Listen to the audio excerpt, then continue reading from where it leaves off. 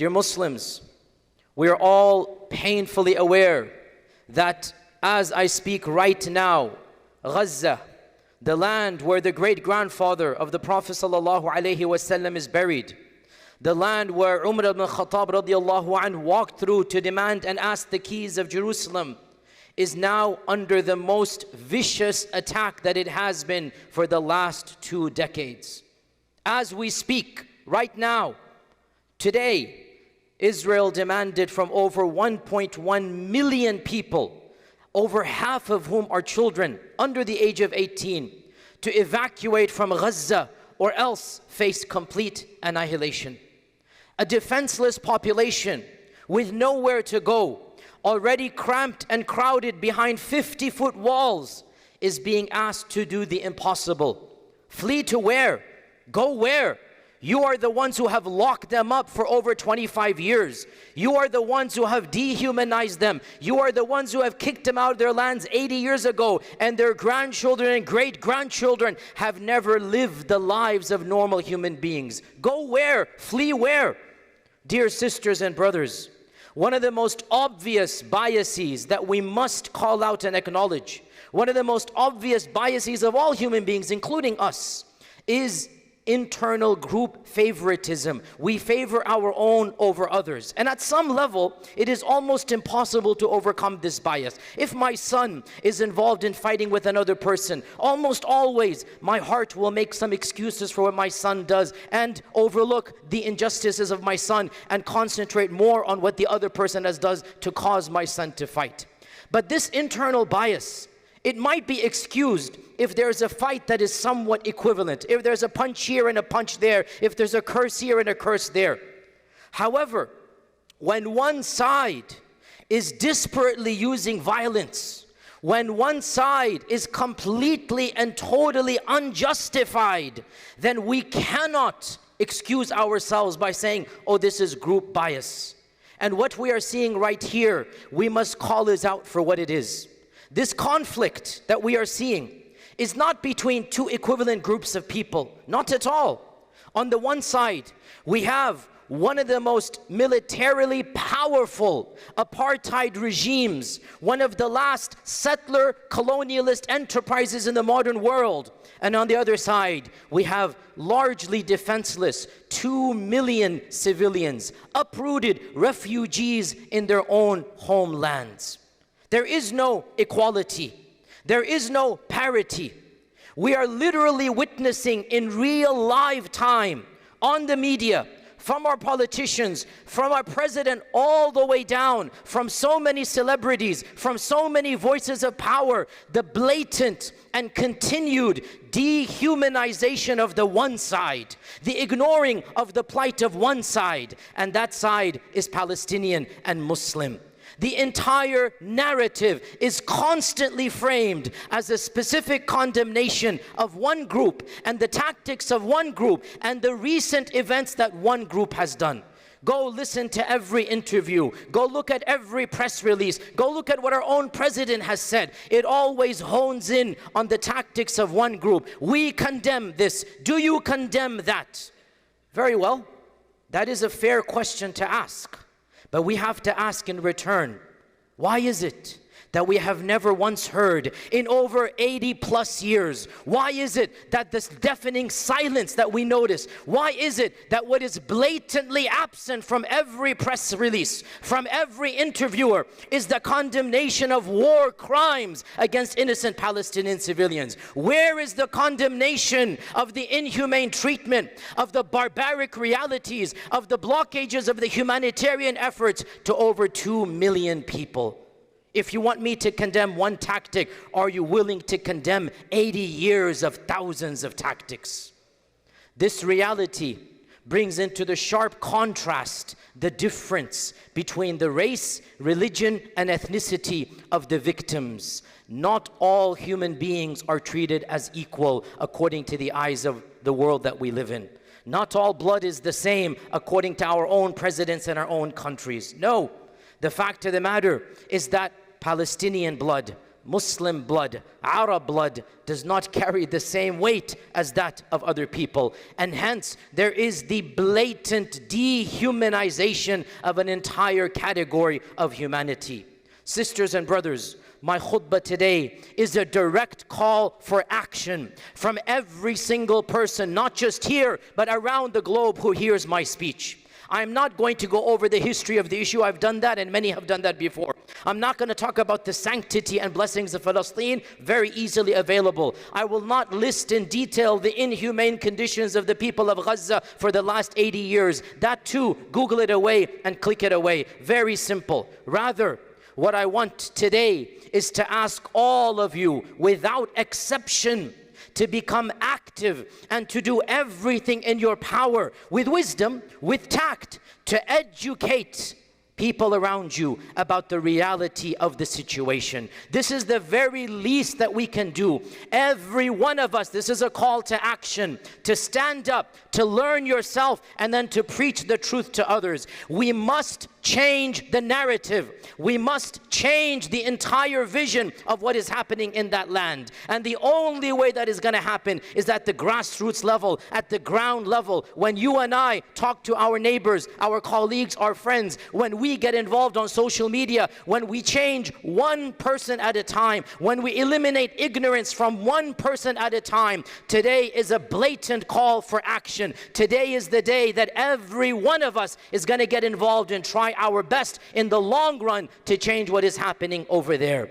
The fact of the matter, brothers and sisters, is that many of us, we don't even know ourselves what to say. We are cornered. Our colleagues come, our bosses come, our corporations come. Unbelievably, corporations and universities in this country are blatantly getting involved in politics. What business does a corporation have releasing a statement? Why should a university get involved and take sides in a political matter? Unbelievably, across this country and in Europe and many Western countries, personalities, media personalities, Hollywood stars are getting involved in a political crisis, spreading misinformation. And anytime one of us stands up to educate, we are challenged. Do you condemn XYZ? What is your stance on whatever they might follow with that?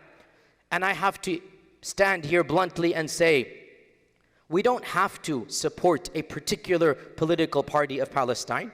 We don't have to defend a particular tactic when we want to defend the human rights of 2 million people of Gaza.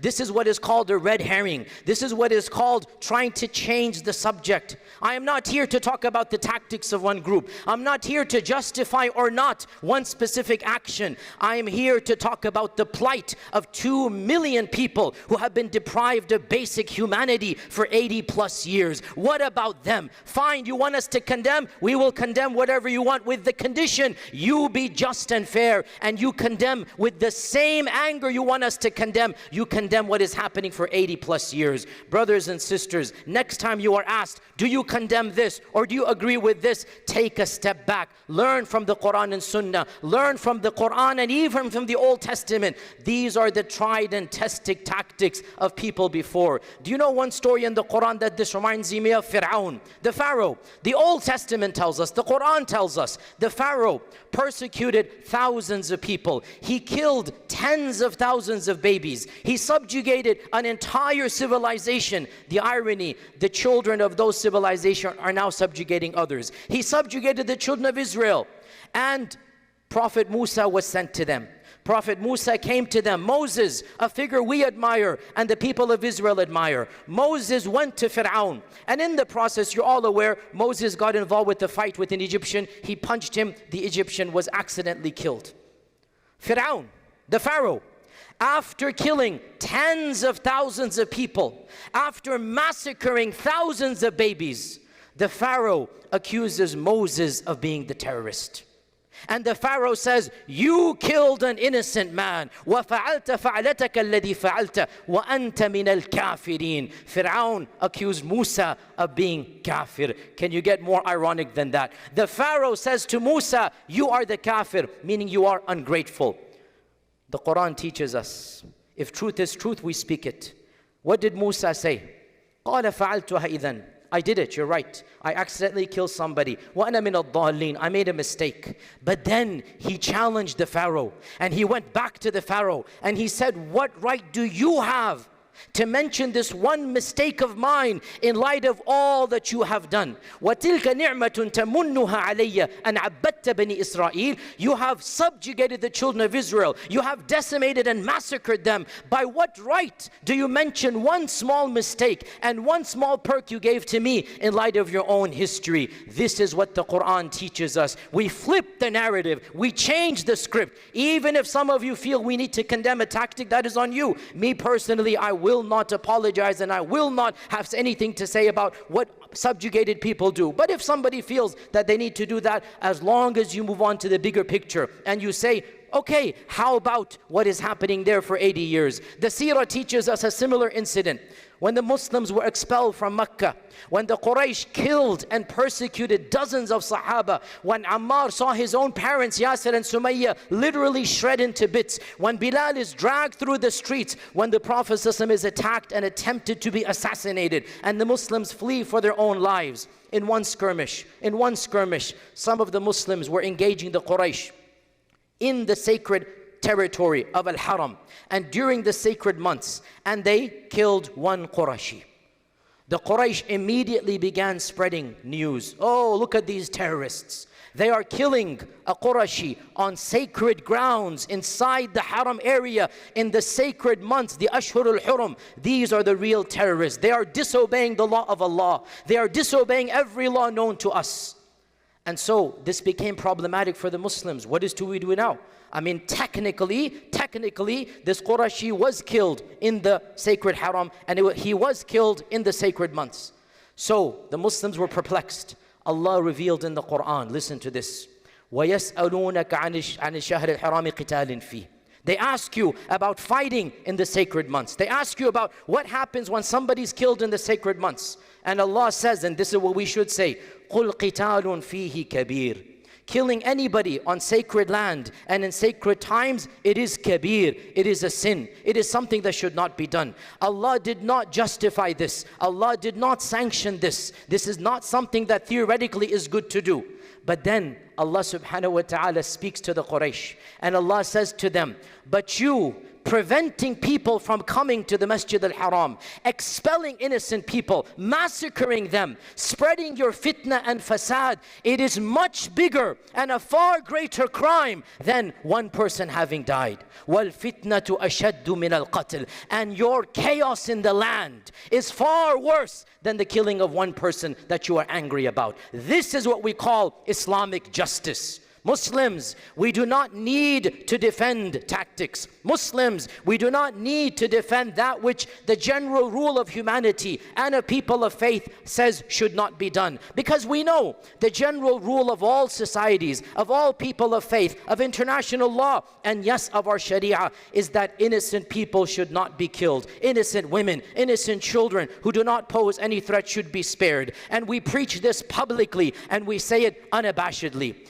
But we also point out, not to justify, not to condone, but to educate, to contextualize, to illustrate the reality of war. Again, not to validate, but to educate, that the targeting of innocents during times of war, during times of conflict, this is a brutal reality that happens across the globe. And the very people, the very organizations, the very countries that are pointing fingers are themselves guilty of far greater crimes in this exact same genre. Once again, I have to be super careful. Every word I say will be taken by Fox News and by Memory and others and misquoted. So I must be careful. This is not a justification. This is a contextualization. This is an education so we understand war is brutal and sometimes things happen in war that nobody wants to happen. Our own country of America, which of course claims to follow international law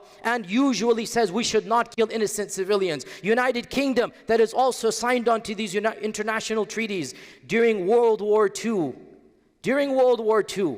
they had to intentionally begin bombing civilian populations. When the tide of war was changing, when Germany was being given the upper hand, both England and America began the intentional, direct, targeted killing of mass civilian populations in Germany. The cities of Cologne, of Hamburg, of Dresden were entirely decimated. Tens of thousands of innocent children and women were intentionally targeted by the Allied forces. If you were to ask them, why are you doing it? They would say, well, they're doing it to us, we have to fight back. They're the ones bombing London, we have to bomb Dresden. They're the ones bombing England, we have to go and bomb Cologne and other places.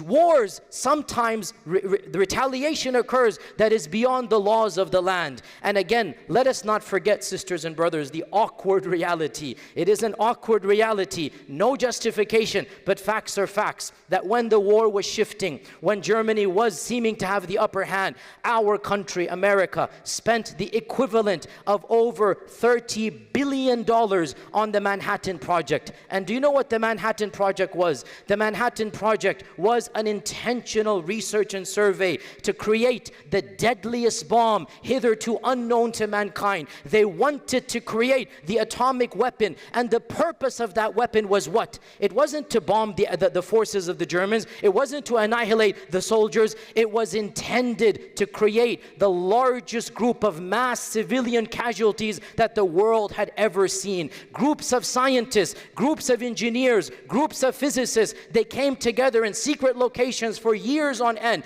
Billions of dollars were spent, and the explicit purpose, no peace, no cancer research, no nothing. We want to create the most effective bomb to kill whom?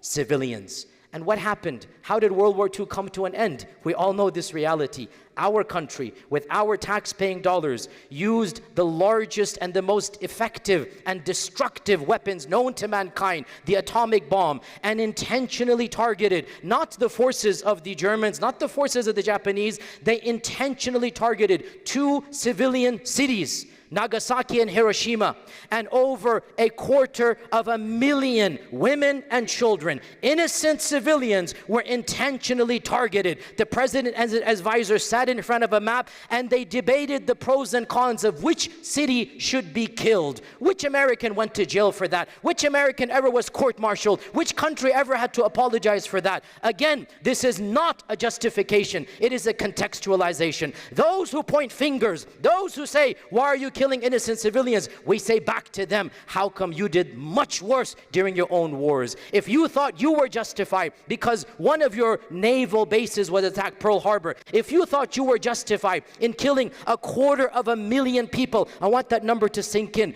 250,000 innocent people. And you know the worst part? They intentionally chose mid-sized cities. They didn't want too large, they didn't want too small, to send the right message, what we can do. The evil nature of wanting to kill 200 and the entire city's wiped out. Excuse me, you have no right to point fingers at another group that might be doing things unethical. I'm not justifying, again for the record, I'm not justifying, but I'm sorry, you have no right to point your fingers at a group that is doing much less than what you yourself have done in response to much worse that was ever done unto you. History, sisters and brothers, makes you powerful. History educates you. And if you know your facts and you know your realities, no one can defeat you in a debate. The purpose, once again, is not to justify, but merely remind us that those people who are most eager to point fingers are usually the most guilty of having done the same crimes. As for me, I have no qualms stating loudly and clearly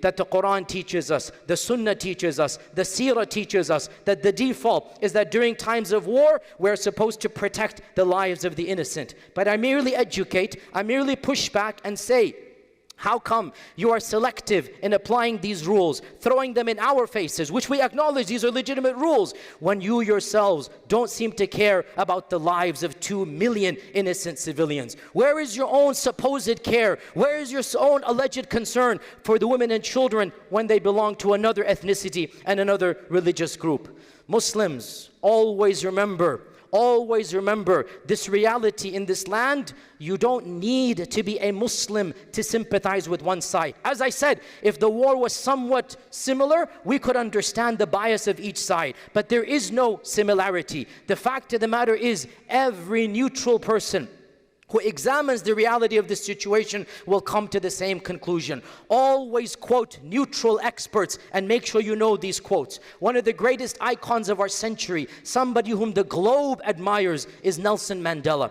Nelson Mandela spent 27 years in isolation. 27 years because he refused to sign a paper that said, because of the color of my skin, I'm not equal to you. 27 years he was in isolation. I visited his cell. It is smaller than the small little box that I'm in. I visited his cell and I stood there. He had a small window for 27 years. That was his outer reality to the world. He refused as a man of conscience to say, I am lesser of a human being. And when he was in jail, this country of ours and the United Kingdom and Canada and Australia all consider him a terrorist. You should know this. Our country considered Nelson Mandela to be a terrorist.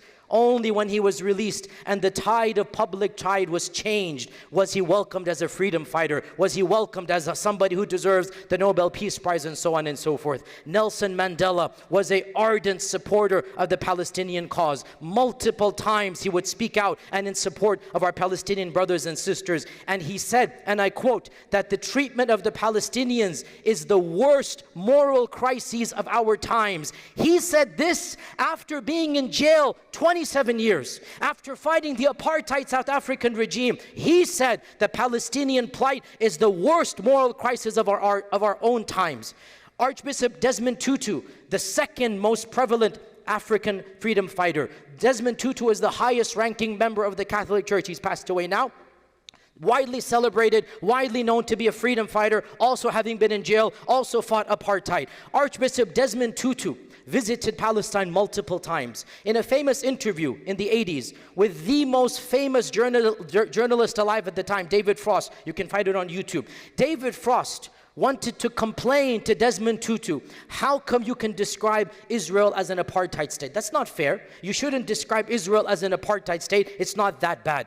Desmond Tutu responded back to him that actually, listen to this, is on YouTube, actually, in some aspects, Palestinians are treated worse than us black South Africans were. In some aspects, it is worse than an apartheid state that I have lived through. This is from Desmond Tutu. Are you going to accuse him of being anti-Semite? Are you going to accuse him of being pro-Palestinian because he's Muslim? He's an archbishop of the Catholic Church. He's not a Muslim, but he has lived through apartheid. He's seen the realities of hate, and now he's experienced it firsthand. The grandson of Nelson Mandela also visited Palestine, and he wrote an op-ed which is published in an Israeli newspaper, the Haaretz, and he wrote an op-ed and he said that what I have seen here is worse than the apartheid that I have experienced growing up. This is the grandson of Nelson Mandela. It is worse than the apartheid I have experienced growing up. Sisters and brothers, you don't need to be a Muslim to recognize the inhumanity of the situation. Know your people, know your quotes. Our own President Jimmy Carter, he visited those lands, and after he left office, he's still alive now. After he left office, he wrote a book. Do you know what the title of the book is? Peace, Not Apartheid. Peace, Not Apartheid. That is the title of the book. Our president, are you going to accuse him? He's actually a Christian believer. He's actually a supporter of the faith of Christianity. He's a known person who loves his faith and tradition. He's not a Muslim. And yet when he visited, he said, we cannot move forward with this apartheid regime. And he himself acknowledged that Gaza is the largest open-air prison in the world today. The largest open-air prison in the world today. And I can quote you on and on. Human rights, Amnesty International, on and on. But you know what the problem is, sisters and brothers? The awkward reality. Do you know what the root of the problem is? It's not religion. Frankly, it's not even fully political. The brutal and raw fact of the matter is that so many people on our side of the world, in spite of our education, in spite of our achievements, in spite of we're living in such an enlightened era, so many people are still completely and totally wed to the notion of the superiority of their own race over that of other people. The root of the problem, frankly, is a racist outlook on the Palestinians and the Arabs and the Muslims. The root of the problem is the superiority complex that they don't view Palestinian blood and Arab blood and Muslim blood to be equal to their own. And therefore, when they see all that is happening, when they see all of the tactics Catholics, their hearts do not stir. There is no emotion because they view themselves and their race and their faith as being more human than that of others. And this is what we see around us when we listen to interviews, when we see the tweets, when we see the endorsements from politicians. Subhanallah, sisters and brothers, you know, when we criticize Israeli policy, when we criticize aspects of what is happening there, we are accused of anti-Semitism. We are accused, oh, you guys are anti-Semitic. I will acknowledge, rarely this criticism is true. I will acknowledge sometimes some clerics and some people use a language that is not appropriate, and they talk about Jewish people altogether. And I say, no, our problem is not with Jewish people. It is not with Christian people. Our problem is with Zionism. In our lands of Islam, Jews and Christians lived peacefully. They lived as neighbors, as full citizens of an equal opportunity with everybody. Our problem is not with people of another faith. Our problem is with policies. So I admit, once in a while, you'll find a cleric, you'll find somebody who uses language that is not correct, and there is an element of anti-Semitism. However, let us flip the script. Let us flip the script. You say we are anti-Semitic when we point out problems with Israel. Let me flip the script. How about your Islamophobia when you caricaturize and paint all Palestinians in a particular light? How about your hatred of Islam when you describe everybody in that region with derogatory terms? Our own president, some of the most powerful people in Congress, some of the most influential politicians, the language they use is the language of genocide. It is the language of dehumanization. Israel's minister called all Palestinians beasts and animals. That is not the language of humanity. That is the language of genocide. You are calling for all-out genocide when you say an entire population is subhuman. If you look at the language that is used, they don't deserve to live. We will annihilate all of them. Again, this isn't the few people that did what you consider a crime. If that was your call, I at least see where you're coming from. But when you extrapolate from 5, 10, 20, 50 people and you say, all 2 million people don't deserve to live. They are not fully equal. When you bring into their fact their faith, when you bring in their religion, and you say they should be given hell, as the pseudo-intellectual Jordan Peterson said. He literally tweeted to Netanyahu, give them hell. Them is who? All Palestinians. We see the reality of their hatred. It's not about truth and justice. It is frankly about a superiority complex. They literally believe they are better than everybody else, and therefore the life of a Palestinian, the life of an Arab, the life of a Muslim in their eyes is not the same as their own lives. But sisters and brothers, I want to conclude the first khutbah with a little window of hope. A little window of hope. I say, as somebody who is an amateur in history, I love studying history, I say the tide is slowly changing. Slowly, but inevitably, the tide is changing. For 3 reasons. Firstly, social media and the proliferation of videos and cell phones and the immediate access that everybody can have to the truth. The fact that somebody can take a video of what is happening in Gaza and post it to YouTube, to Twitter, and immediately make it accessible, this is a game changer. Make no mistake about it. In the 70s, in the 80s, we couldn't do this. It was a very skewed narrative. Now, it is impossible to be blind to the injustices of Gaza if you have a heart. Now it is impossible for anybody with a shred of humanity and an ounce of justice to think that this is a fair game between 2 equals. Not at all. Images and videos and interviews are available, and we must use them, retweet them, educate, and make sure the tide begins to change. So point number 1, social media. And by the way, this is despite the problems that we're getting. Today, our Facebook, we had a generic post about we're going to be doing a khutbah about Palestine. Facebook complained. Somebody complained to Facebook and our post was taken down. Why? Were we calling for what? Because it said Yasir Qadhi giving a khutbah on Palestine. Our post was taken down by Facebook because we're simply wanting to educate. But they cannot take down every post. They cannot silence every voice. That's why I'm making a call to every one of you. Stand up with wisdom. Stand up with tact and preach the truth and educate. They cannot silence millions of of voices, millions of images, millions of videos. That's what we need to do. Point number one. Point number two. Despite the fact that almost all Western governments, even universities, corporations, companies, Hollywood, pseudo-intellectuals, are pretty much, many of them are supporting one side and completely against the Palestinian cause. Despite the fact that France, which has challenged freedom, it wants people to desecrate the Quran, it wants people to make fun of the Prophet ﷺ. France has banned protests when it comes to Palestine. Germany has banned protests when it comes to Palestine. England is thinking of criminalizing holding a Palestinian flag. Look at the irony of free speech. Where is the free speech when our Prophet ﷺ is being insulted? You told us to shut up and sit down and let us do what we want to do. When we're clamoring for human rights, all of a sudden it is illegal in England, in France. It is illegal in Germany.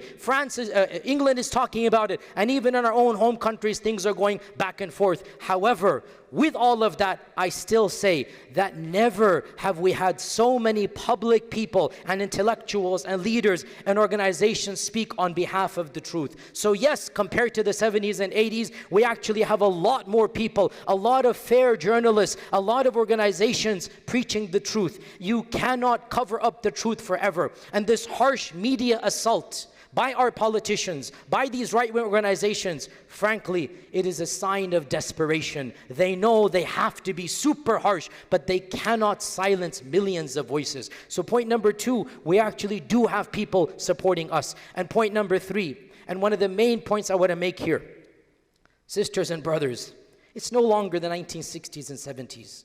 The world has changed radically, and one of the things that it has changed in is demographics. We, as American Muslims, are no longer a very small minority. We're still a minority, but you cannot compare to how we were 40, 50 years ago. Within a decade, we American Muslims will be the second largest religion in this country. Right now, we're the third, Christianity, Judaism, then Islam. Within a decade, Muslims are going to be more than any other faith except Christianity. In Canada, in Australia, and in England, Muslims are already the second largest demographics after Christianity. In France, Muslims are definitely the second largest demographics. How then and why should any other group take charge of the narrative when the demographics is changing? Where is our voice? Where is our contribution to the public discourse? Where is our influence on our own societies and cultures? The fact of the matter, and I say this bluntly, I am a person who has said and has got me into trouble, I don't believe politics is the primary way to change ourselves. That's what I say. I could be wrong. Even if it's not the primary way, it is the secondary way. The primary way, iman. The primary way, internally. That's what I believe. I could be wrong. My personal interpretation, number one mechanism, ourselves. But number two, without a doubt, tie your camel and then trust in Allah. We have to tie our camel. We have to be involved in the media, involved in politics, involved in influencing others. And now, Muslims in all of these lands, we do have a potent force if only we came together and we actually mobilized. The sad reality, many of us live disconnected lives from our culture and lands. Many of us are apolitical. Many of us don't want to get involved, but that's not how change occurs. Why is one narrative more than the other? Because one group of people influenced it. This is not sinister. This is not cabal, Illuminati theories. This is politics. When you get involved and you campaign and you lobby and you raise funds and you influence, this is what happens. Where is our voice? Almost absent. That needs to change. And I say this as somebody who bluntly believes politics is not the primary mechanism, but is the secondary one. So sisters and brothers, one of the wisdoms of trials and tribulations is people of truth, people of courage, people of integrity, they come to the forefront. During trials, we separate the munafiq from the true person. We separate the coward from the brave person. We are currently witnessing such a trial. Our masjid has been threatened today for this khutbah. You guys don't know about this, I'm telling you. It has been threatened today. Not violence, but attack, protests and very evil things I don't want to mention here. I have been threatened. Others are being threatened. We don't have the luxury to remain silent. They are scared. They're scared because our numbers are increasing, because the truth is on our side, because they cannot cover up the truth if every one of us stands up and speaks the truth. So during these times of evil, during these times of chaos, I encourage every one of you to be brave, to educate, to put your trust in Allah, and to be a beacon of hope and a beacon of truth during these dark times. May Allah subhanahu wa ta'ala bless me and you with and through the Quran, and may He make us of those who His verses they understand and applies halal and haram throughout our lifespan. Ask Allah's forgiveness. You as well ask Him for His the Ghafoor and the Rahman.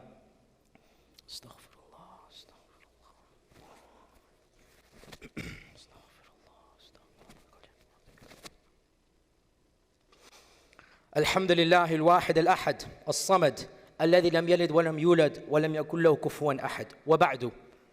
I reiterate my main point, sisters and brothers. I reiterate my point not just to us sitting here, but to every person who sees this khutbah and sermon around the world. This is a call of action. We cannot help our brothers and sisters physically over there. We cannot do so for many reasons. In fact, what is even more painful, we cannot even raise funds that will reach them. Right now, I'm sorry to be blunt with you, nobody can raise funds, and actually, you can raise funds, it won't reach them right now. Right now, I just spoke with my own organizations and agencies, there is a blockade. There is an international blockade. You cannot give baby powder to babies. You cannot give medicine to children. You want to talk about inhumanity? This is the inhumanity. Raise as much funds as you want. Right now, it will not reach them. Don't be discouraged to raise funds. Raise funds. When the blockade is lifted, that will come immediately. But understand what I'm saying. As we speak, no food parcel can be delivered to Gaza. No aid can go to Gaza. Nothing can go there. So what can we do? Sisters and brothers, there are two wars going on right now. There's a war of bodies over there. And that's something we cannot do except make dua to Allah. But there's another war, a war of the minds, a war of the media, a war of perception, a war of influence.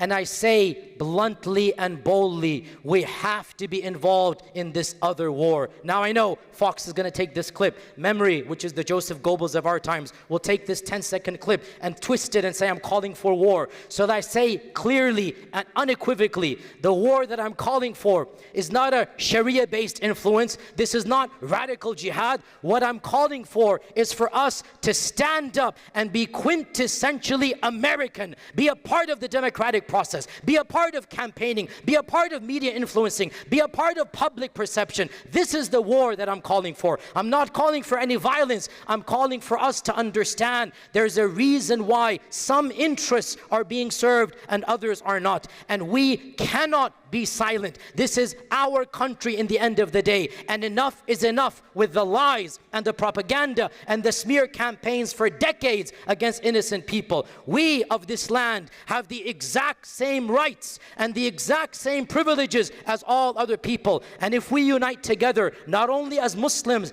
but as all people of all different backgrounds, and we say to our leaders in Canada, in Australia, in England, and yes, in America, enough is enough. If we stand together and we make sure that our own tax dollars are not sent overseas when our own country lags behind, if we educate our fellow American citizens, we have given $250 billion. Do you know how much that is? It is simply astronomical. $250 billion in military aid and in monetary aid to one small country that is perpetually at war with its own civilian population. Enough is enough.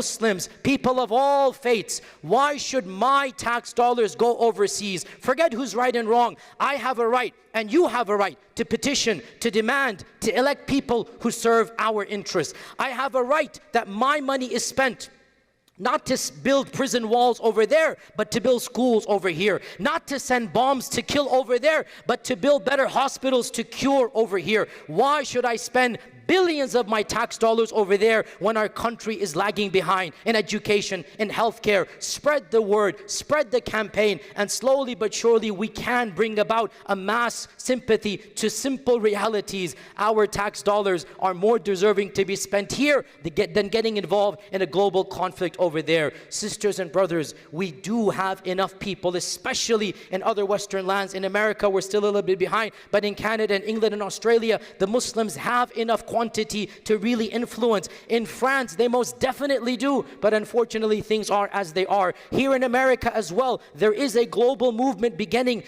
that understands why should we spend billions every year, billions overseas, when there's so much to be spent over here. So yes, this is a call to action and a call to war, not physical war, a war of the mind, a war of the tongue, a war of the intellect, and every one of us needs to be a foot soldier, every one of us, because this is a long-term battle. It might take decades. We might not see victory today, but if every single one of us begins influencing the people around us, inshallah, a change can be made. And we need allies. This isn't a Muslim cause. This isn't an Arab cause. This is a human cause. It is true to state, even if you take religion out, even if you take ethnicity out, this is a human cause. So we appeal to all people, people of no faith. We appeal to Christians. See how Christians are being treated in that land. We appeal to members of the Jewish faith who have conscience, who believe in the God of Abraham, who know from history what persecution means, and especially to our Jewish brethren and sisters who understand this reality.